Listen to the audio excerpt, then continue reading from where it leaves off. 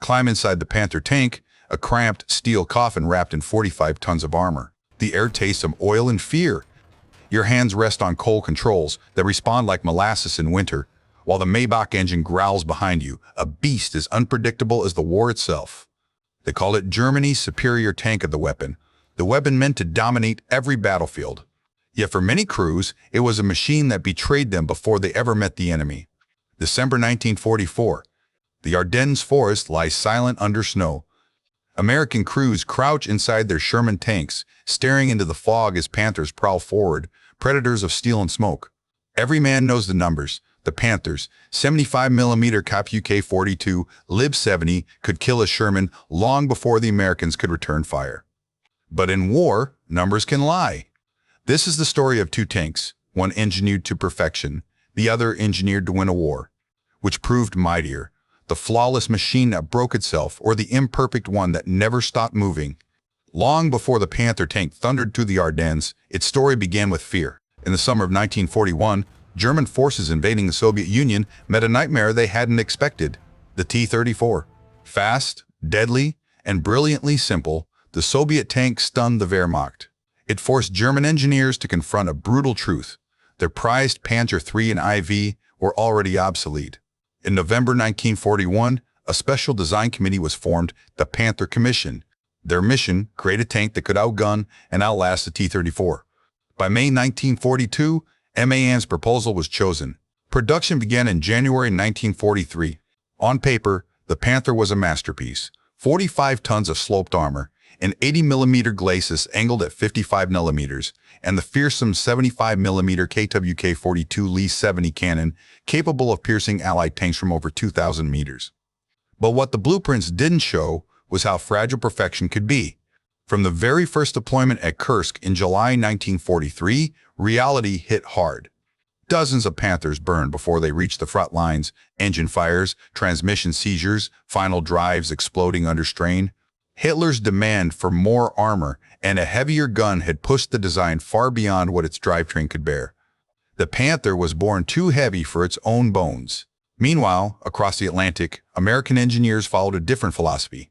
The M4 Sherman wasn't built to be the best tank. It was built to be the most reliable. Simpler to produce, easier to repair, and light enough for transport across oceans, it embodied American industrial logic. Good enough in every area that mattered most for total war. By late 1943, these two design worlds were on a collision course. Germany's quest for technical supremacy met America's doctrine of mass production and combined arms. One pursued the ideal machine. The other built a system to win wars. The battlefield would decide which philosophy would endure and which would vanish in smoke and steel. December 1944. The Ardennes forest was frozen, silent, and waiting. Through the fog rolled the German Panthers and 25 tons of steel predators slicing through snow and pine. Their arrival shattered the quiet like thunder. Inside the Shermans, American crews braced themselves. Every man knew the legend. One Panther could destroy 5 Shermans. But legends die fast in real combat. The Battle of the Bulge was not fought on open plains where long-range gunnery could rule. It was fought in forests, villages, and narrow roads where vision was measured in yards, not miles. The Panther's long WK-42 Lee-70 gun and thick frontal armor gave it terrifying power if it could move, if it could see, if it didn't break. But those ifs became fatal. The final drives groaned under the weight. Engines overheated. Tracks froze in snow and mud. Bow! Many Panthers were abandoned with full fuel tanks and cold engines, not defeated by the enemy, but by their own design. The Shermans fought differently. Lighter, faster to start, easier to maneuver. They worked in teams with infantry, artillery, and air support. Their turrets turned on electric motors independent of engine speed, giving them a priceless edge in close-range encounters. In forest ambushes, the Shermans struck from the flanks fast, coordinated, and deadly. At Ardennes in September 1944, that difference became clear. Lieutenant Colonel Creighton Abrams and his 37th Tank Battalion met newly arrived Panther units head-on. On paper, the battle was hopeless. 14 Shermans lost against 55 German tanks destroyed. But Abrams understood something the German commanders didn't. Tanks don't fight alone. His Shermans fought with artillery spotting, infantry cover, and the chaos of fog. Outnumbered but coordinated, they turned the Panther's precision weapon into a liability. Every battle told the same story. The Panther tank was a marvel when it worked, a disaster when it didn't. The Sherman tank was ordinary eye until you looked at the results. One was engineered for perfection. The other was engineered for endurance. And in the winter woods of the Ardennes, endurance won. For all its promise, the Panther's downfall came not from enemy fire, but from within its own gears. Beneath its sloped armor lurked a fatal weakness, the final drive, the final drive. French engineers who studied captured Panthers after the war discovered that these crucial components lasted, on average, just 150 kilometers before failure. 100 miles. Then the tank became a 45-ton paperweight. German documents told the same story. In March 1944, field reports listed 13 final drive replacements and only 30 Panthers within a single month. By January 1945, more than 370 defective drives awaited replacement. The cause was simple and devastating. The Panther's drivetrain had been designed for a 35-ton vehicle. Hitler's demand for heavier armor turned it into a mechanical contradiction, a tank too heavy for its own heart. The Maybach HL-230 engine, though powerful on paper, was fragile in practice. Fuel leaks, cracked cylinder heads, and oil fires plagued the machine. During its debut at Kursk, entire companies burned before reaching the front lines. Even when derated to lower RPMs, average engine life rarely exceeded 1,000 kilometers. A Sherman's power pack could run 5 times that distance and be replaced in the field within a single afternoon. Maintenance crews dreaded the Panther. Changing an engine required cranes, special tools, and luck. Accessing inner road wheels meant removing half the suspension. In mud or frost, the inner leaf wheels froze solid, trapping tanks in place.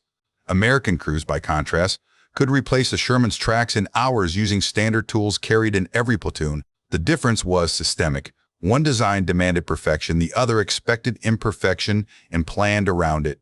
By late 1944, the results were undeniable. Fewer than half of all Panthers reported to frontline units were operational at any given time. Spare parts were scarce. Fuel was scarcer. Abandoned Panthers lined the roads of France and Belgium, intact but useless, monuments to over-engineering. The Sherman's simplicity had become its secret weapon. Each destroyed tank could be replaced. Each damaged tank could be repaired. Every lesson learned was folded back into the system. Wet ammunition storage, improved armor, better crew safety. The Panther might have dominated the single duel, but the Sherman dominated the war of endurance. When the dust settled, it wasn't the tank with thicker armor that defined victory. It was the one that could keep moving. By early 1945, the debate had already reached the highest levels of command. Reports of Sherman losses in Europe filled letters home and headlines across the Atlantic. American tankers called their vehicles Ronsons. They lit every time. The New York Times' Hanson Baldwin questioned whether America's armor was truly adequate for the job. General Dwight D. Eisenhower, weary but pragmatic, asked his division commanders for honest assessments. Their replies were frank. The Panther tank had better guns, better optics, and better armor. Yet Eisenhower's response was swift. He forwarded their concerns to General Marshall, but the war was already turning. By the time anyone could act, the outcome had been decided not by design tables but by logistics. Across the Atlantic, Britain and France conducted their own investigations. The British rebuilt 9 Panthers after the war for trials. Everyone broke down before testing could finish. Their final report called the tank mechanically unreliable ass, a polite understatement. France went further. Its 1947 study, Le Panther, documented catastrophic drivetrain failures, chronic overheating, and maintenance nightmares. The truly weak spot, it concluded, is the final drive. Meanwhile, Soviet crews driving American-supplied Sherman tanks on the Eastern Front wrote of a completely different experience. It drove like a car, recalled Colonel Dmitry Loza, reliable, comfortable, and quiet compared to the T-34. In Israel, those same Shermans rebuilt as M50s and M51s would still be fighting 30 years later against Soviet-made armor, proving that a sound foundation can outlast generations. The world had its verdict. The Panther tank dazzled historians with numbers. The Sherman tank impressed soldiers with results. One was a mechanical marvel, the other a soldier's friend. And in every post-war evaluation, reliability, yai, not firepower, nai, not firepower, defined the line between glory and failure. The lesson was already echoing across armies worldwide. The perfect weapon means nothing if it cannot keep fighting. When the war finally ended, the evidence was scattered across Europe: burned out hulls, frozen engines, tanks left behind on quiet country roads. Panthers, once symbols of German engineering might, now sat abandoned in ditches. The Shermans kept rolling east, engines humming, crews weary but alive. On May mornings in 1945, as American columns crossed into a ruined Berlin, they passed the carcasses of Panthers still gleaming under the soot. The war's outcome was already written in steel. One tank had survived the numbers, the other had survived the war. The Panther represented a seductive idea that perfection wins. It was the engineer's dream, the tactician's fantasy, the propaganda poster made real, but also represented a fatal arrogance, believing performance on paper could overcome the realities of fuel, spare parts, and human endurance. The Sherman, in contrast, was born from humility. It did not promise supremacy, only consistency. It could be built, shipped, repaired, and trusted. And in total war, trust is the difference between survival and extinction. History delivered its verdict. 6,000 Panthers built, most lost to breakdown or abandonment. Nearly 50,000 Shermans built, thousands still running decades later. One design vanished with its empire. The other evolved into new generations that served nations across the world. Wars are not won by weapons alone. They are won by the systems that sustain them, by factories, supply chains, training schools, and the quiet competence of those who keep machines alive. The Panther tank failed because it forgot this truth. The Sherman tank prevailed because it never did.